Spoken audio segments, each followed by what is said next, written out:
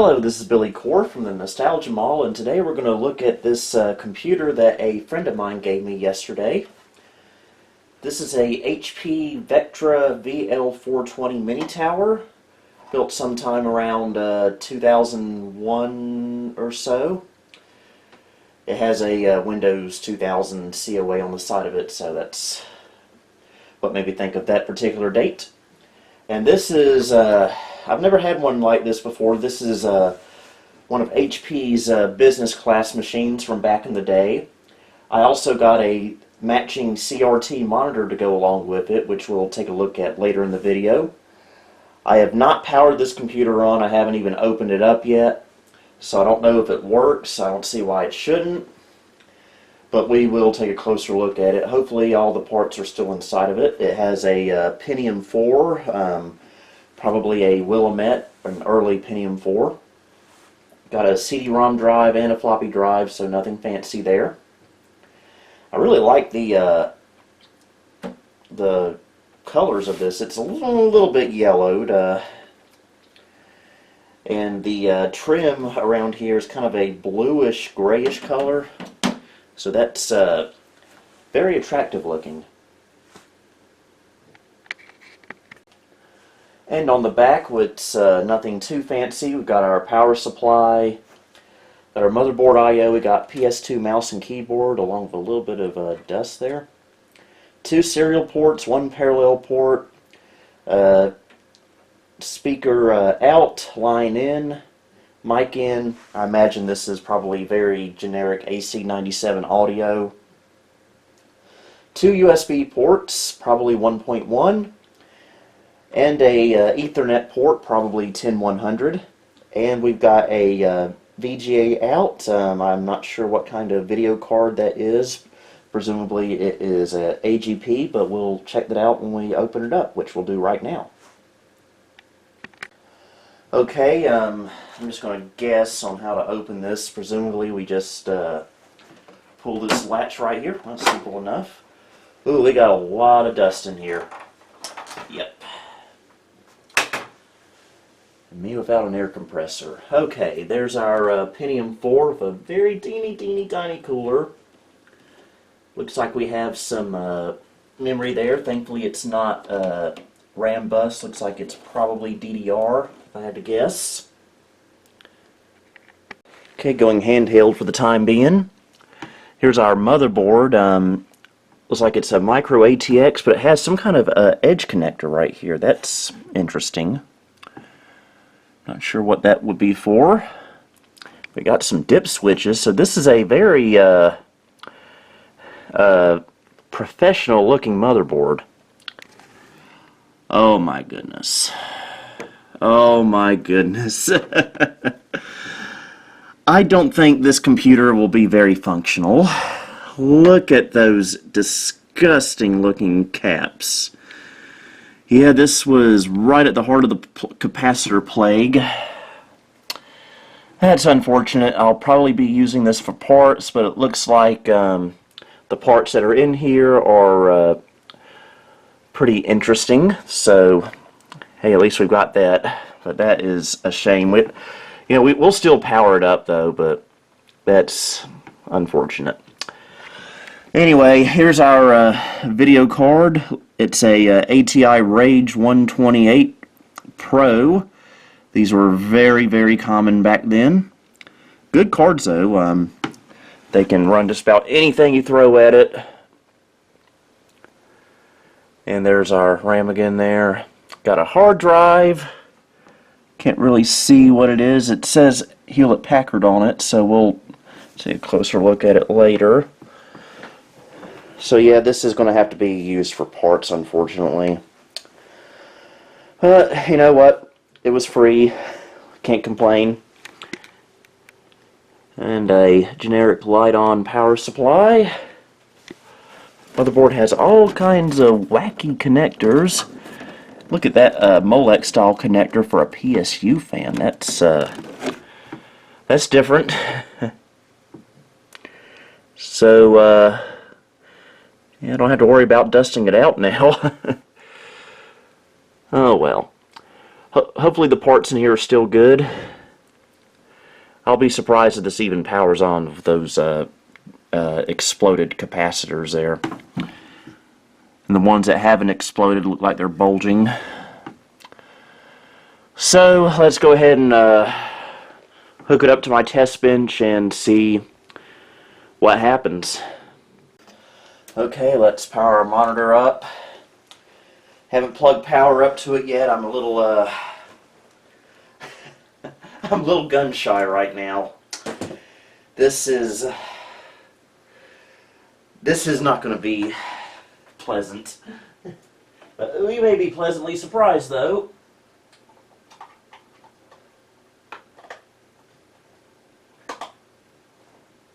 Hold on, the pin on this power cord is bent. There we go. Okay, you can't see it on camera right now. It's off camera, but here we go.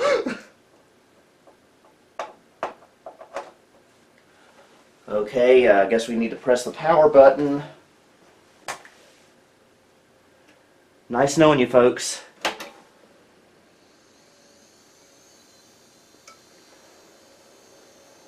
Well, at post, I'm actually pretty surprised by that. And we've got a, it's like a dual boot of Windows 2000 and MS-DOS. That, yes, I know I pronounce DOS. I'm from the South. That's just how we talk down here.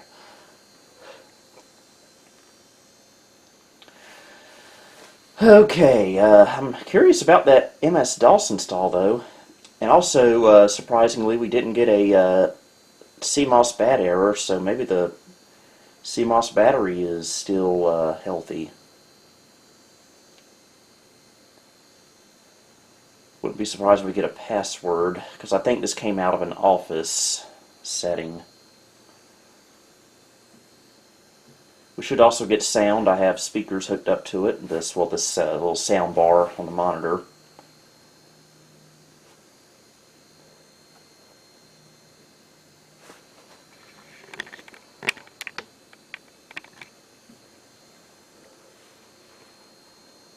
Go ahead, apply that security policy. Don't have all day here. Actually, I do. I have nowhere to go today.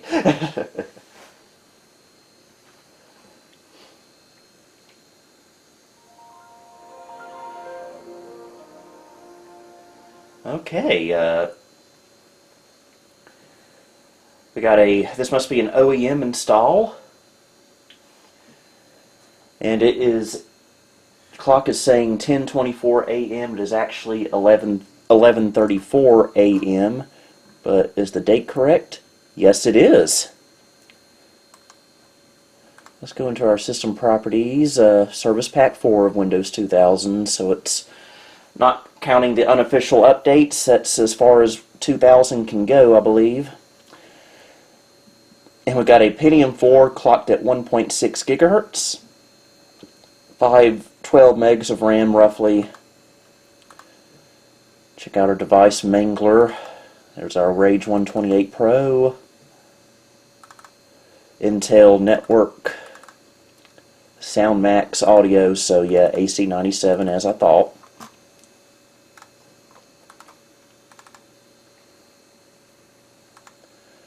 Okay, so there's our hard drive there. We got a, looks like it's divided up into two partitions. There's our Windows 2000 install. Looks like we're on FAT32, surprisingly.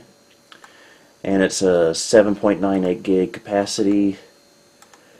And this one, with absolutely nothing on it, is roughly 10.9 gigabytes, so looks like we got maybe a 20 gig hard drive in here if I calculated correctly. Definitely use that in a computer, because I'm actually running a little bit low on IDE hard drives. What all do we have installed on here? Okay, just standard stuff, really. Microsoft Word 97.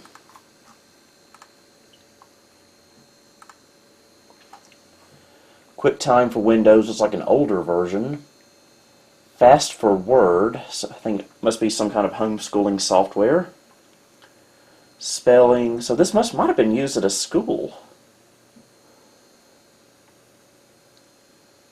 Got Scrabble 2.0 from Hasbro.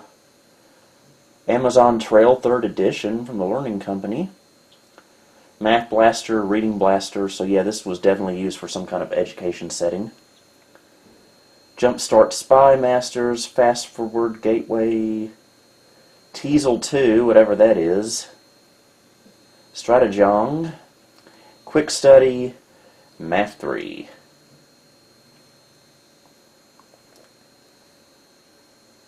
Of course, I'm not going to go through the original owner's documents. But what I am curious about, though, is that boot menu. Wonder what that was about. Have a feeling when we select MS-DOS it won't do anything. But it doesn't hurt to see what it'll do. I told you to restart. There we go.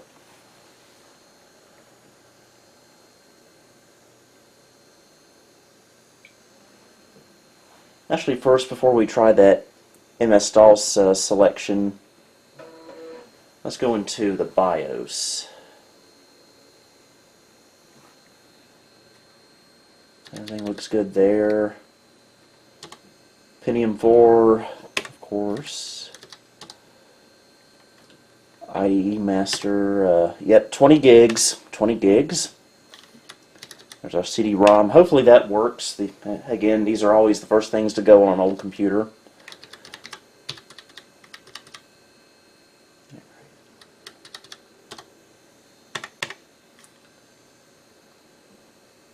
So yeah, that's about all we need to see there.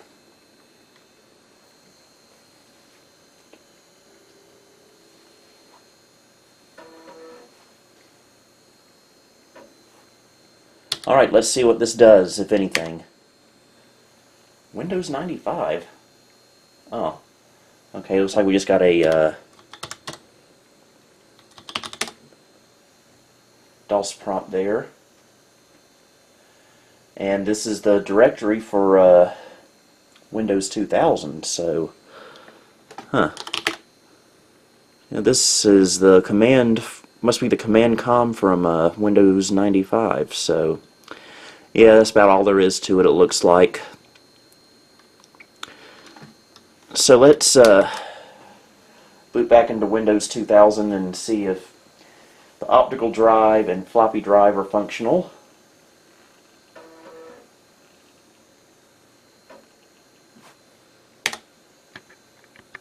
Okay, first let's test the optical drive. I'm just going to put a random CDR in here that I don't even know what's on it. Well, it ejects just fine.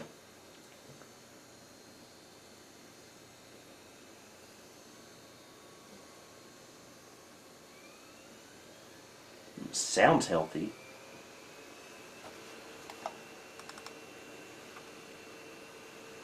Oh yes, the CD for the my Santa Cruz sound card on my Dell Dimension 8200. But that seems to be working just fine. It's just a standard issue CD-ROM drive. No writing capability, no DVD playback capability.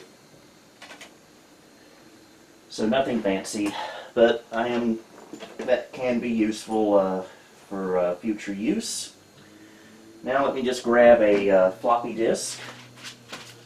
I'll try this one that Ryan Hawley sent me my recent donation video.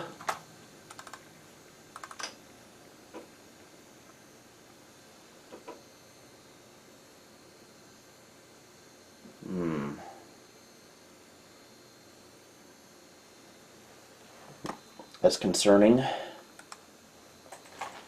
It just grumbled a little bit and stopped. So we might not have a working floppy drive, unfortunately. Too bad. But, you know, I've got other floppy drives anyway, so I don't really need this one. Anyway, let's, I just made a quick little noise there. Let's go ahead and power it back off, and we'll harvest some of the parts out of it.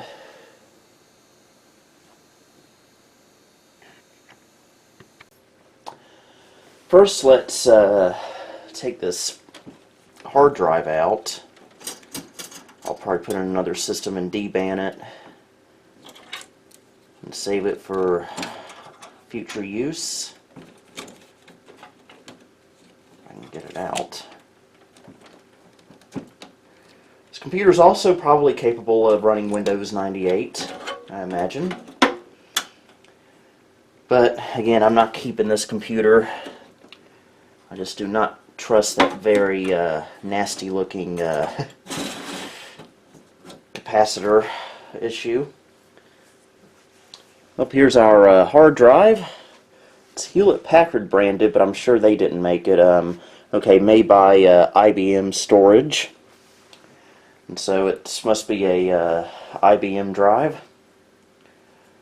So we'll set that to the side. Very clever hard drive mechanism, I must say.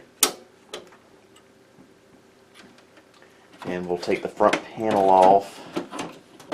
Ugh, boy, that's a lot of dust. There we go. So let's take our optical drive out. That's probably why the floppy drive's not working right. It's probably full of dust. But I'm not really interested in saving it. There's really nothing special about that floppy drive, and besides, it doesn't really have a faceplate, so it's hard to use in another computer.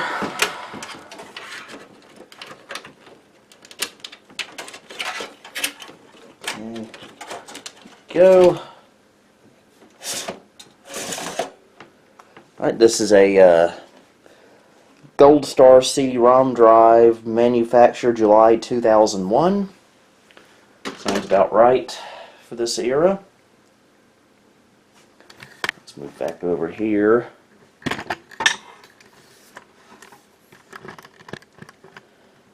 And we'll take our video card out of here, because I definitely would like to use that someday in something else.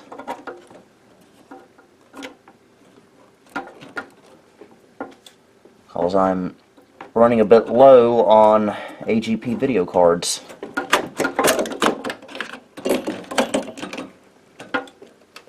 I should be wearing a mask doing this, but alright, here's our ATI Rage video card. These are good cards, so we'll be holding on to it. And the rest I will probably take out on camera. I'm probably going to harvest the power supply and maybe the processor, and send this off to the recycling center. It's a shame, but I just do not trust using a computer with capacitors that look the way they do. But this is not the end of the video, because we still need to test the CRT that came with it. This is a HP 72 monitor. I think I saw the manufacturing date on the back for January 2002. And I have it in place of my Sony Trinitron that I typically use with my Gateway 2000 and Carolina Flyer, because if this monitor works, I'm going to use this instead of the Trinitron. As much as I love the Trinitron, it is just way too enormous for being right here on this little desk. So I think this HP monitor, if it's being a little bit more compact in design, I think if it works, it'll be a little bit more appropriate for our needs. I already have it plugged in, and as soon as I plugged it in, I heard it degauss. And we got a standby light, so let's test it with the Carolina Flyer first. It's KVM'd, so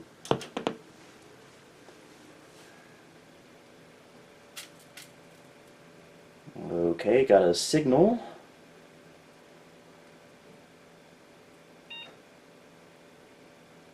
Looks good to me.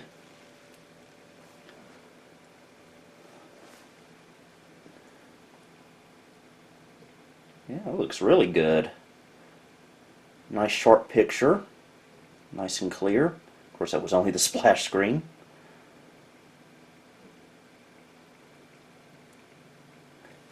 And it matches the Gateway 2000 next to it, kind of.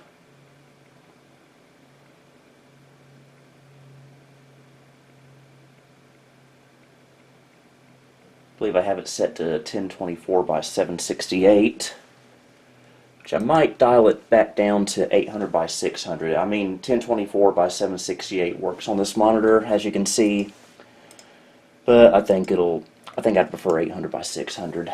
It's just a little bit more old-fashioned looking.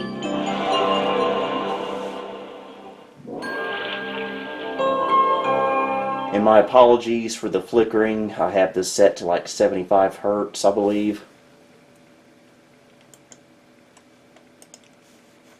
So let's make a few little adjustments. Oh, by the way, remember when you get a computer back in the early 2000s with Work Suite, and this would come up eventually? Those were some good times.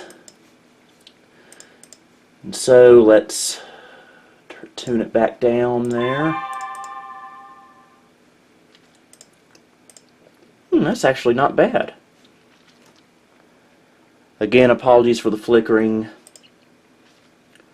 Let's just take it down to 60 hertz just for the sake of the video.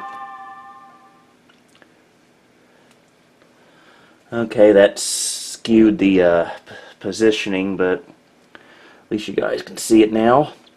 Okay, we got a little menu on here. Let's move our horizontal position over.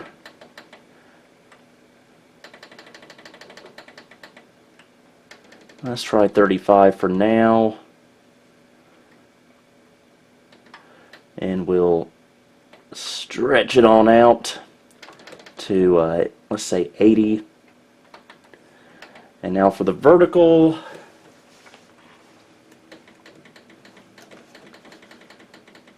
What am I doing?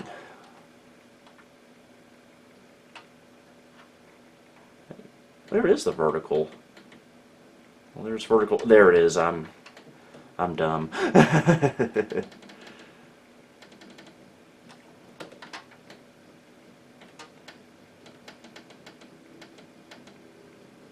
Alright, there we go. Of course, when I turn the refresh rate back up, I'll probably have to redo everything. There we go. So yeah, looking good.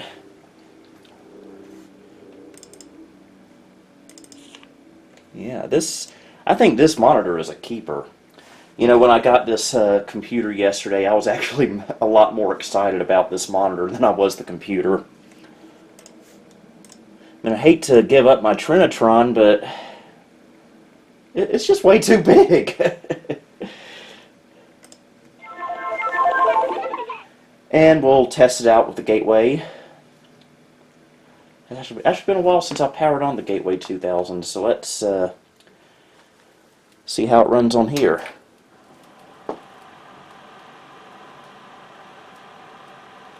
And the monitor is in fairly good shape as well.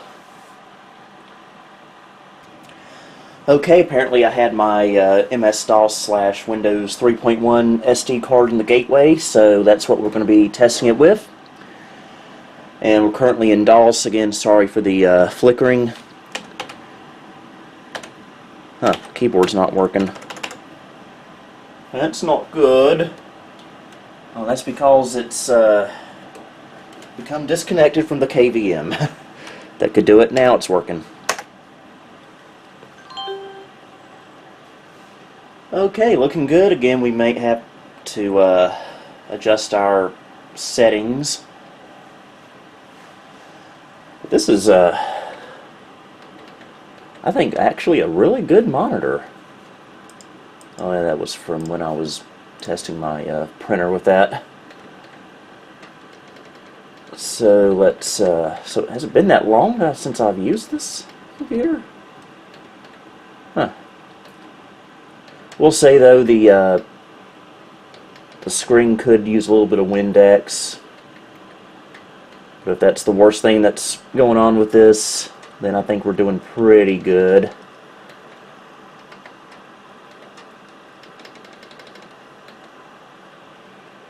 Okay, that ought to be good enough.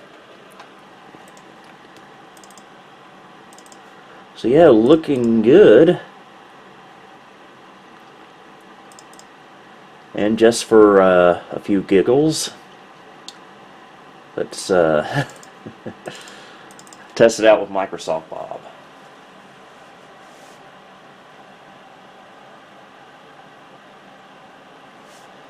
New backup.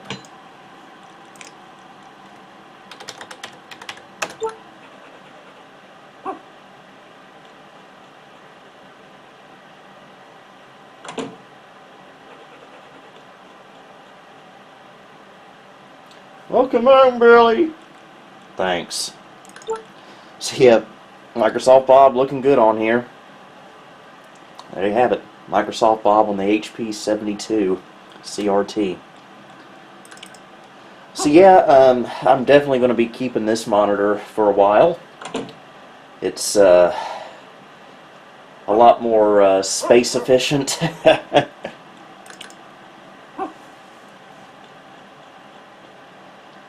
And so, yeah, I guess that's all there is to really show for this monitor. So, yeah, I hate that the computer has some bad caps, but oh well, at least I got some decent parts out of it. And that's worth it to me. And, of course, I got this really nice CRT. And so, thank you for watching. Until next time, this is Billy Core, signing off. Thank you for visiting the Nostalgia Mall. If you liked what you saw, please like, subscribe, and follow me on Facebook, Twitter, and Instagram. You may also support me on Patreon if you would like. Until next time, this is Billy Core, signing off.